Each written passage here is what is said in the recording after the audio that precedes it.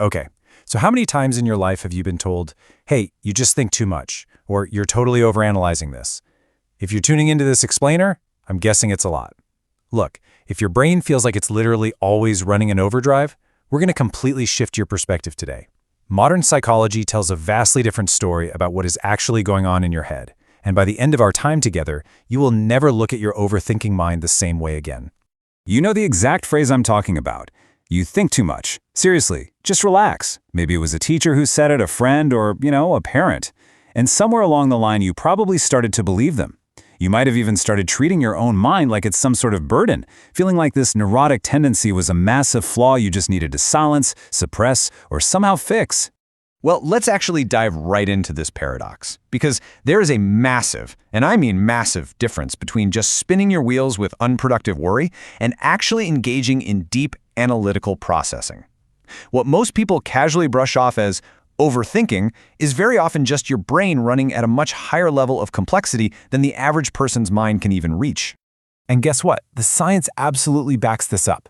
We're talking research from Harvard University and the University of Toronto that reveals something pretty incredible.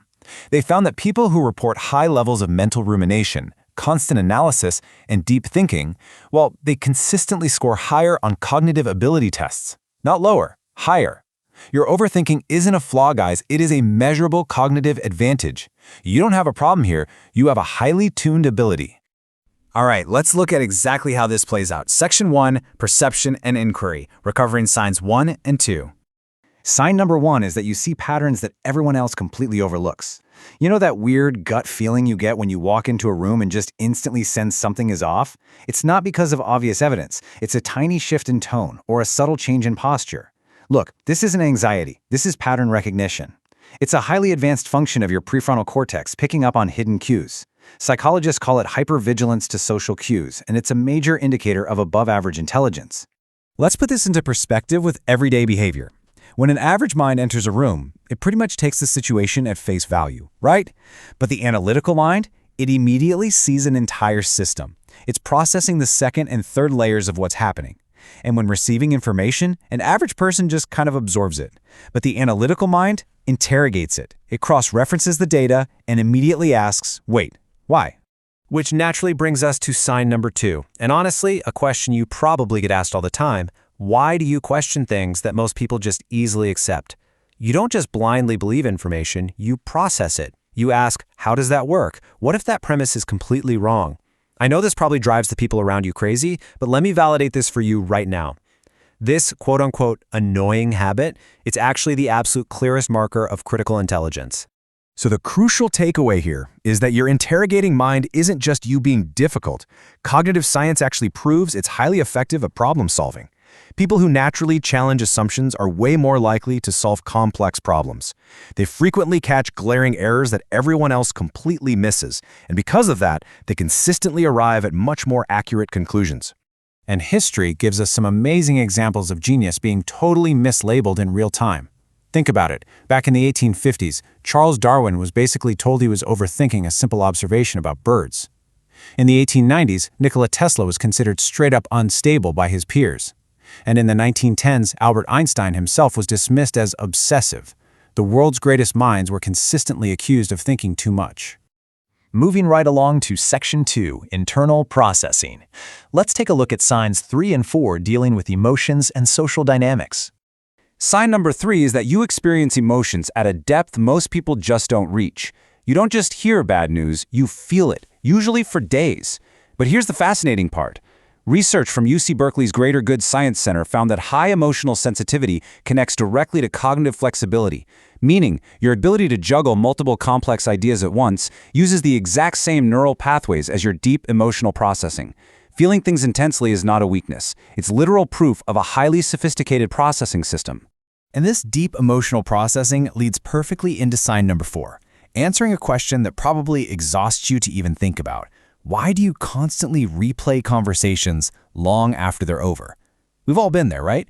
Analyzing your tone, their tone, the exact wording of what you should have said. Most people write this off as neurotic rumination, just a massive waste of time. But they're completely wrong. Psychology has a much cooler, much more accurate term for this. It's called retroactive social processing. When you replay that conversation in your head, you aren't wasting time. You are extracting data, you're learning patterns, and refining your internal models of human behavior. Every replay is basically a high-level training session. In fact, the most brilliant leaders, therapists, and negotiators on Earth use this exact same sophisticated data extraction process. They just learned how to harness it efficiently. All right, Section 3, the unquiet brain. Let's uncover signs 5 and 6 and exactly why your brain completely refuses to shut down. Sign number 5, your immense difficulty turning your brain off at night. The second your environment gets quiet, your mind gets incredibly loud, right? Well, neuroscientists point to a specific, super fascinating brain network for this, called the default mode network, or DMN. This is the exact part of your brain that fires up specifically when you are not focused on an external task. For most people, that DMN just hums along at a quiet baseline level. They hit the pillow, they power down. Actually, scratch that. It's more like their brain goes into a low-power standby mode. But in highly intelligent individuals, research consistently shows significantly higher DMN connectivity. Your brain is literally built for continuous processing. It doesn't turn off at night because it isn't designed to. Yes, the cost is sometimes terrible sleep, but the immense benefit is undeniable intellectual depth.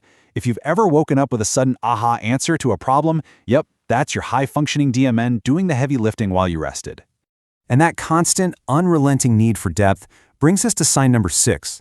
Have you ever wondered why small talk physically exhausts you? You are drawn to deep conversations but actively drained by shallow ones? You've probably been told you're antisocial or that it's just social anxiety. It isn't. It is an actual biological requirement for meaningful stimulation. What you're actually experiencing is a defined psychological trait called the need for cognition. It's basically the intrinsic motivation to engage in and genuinely enjoy effortful thinking. So that discomfort you feel in a room full of shallow chatter, that's not anxiety. It's simply your brain loudly telling you, hey, we vastly prefer complex problems over these simple routines. People who score high on this need for cognition absolutely require meaningful intellectual stimulation. They will choose complex problems over simple routines every single time. They pick depth over speed. They value true, foundational understanding way more than just getting social approval. And decades of research show that folks with this trait are highly likely to excel in fields that require sustained intellectual effort.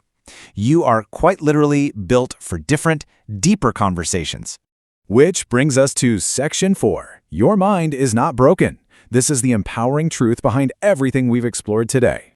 Your mind was never ever too much. It was simply operating on a frequency that the people around you just couldn't receive. So the goal of this explainer wasn't to tell you how to stop thinking. The goal is to help you master this incredible cognitive machine. Step 1. Acknowledge your unique operating frequency. Step 2. Direct your thinking with real intention.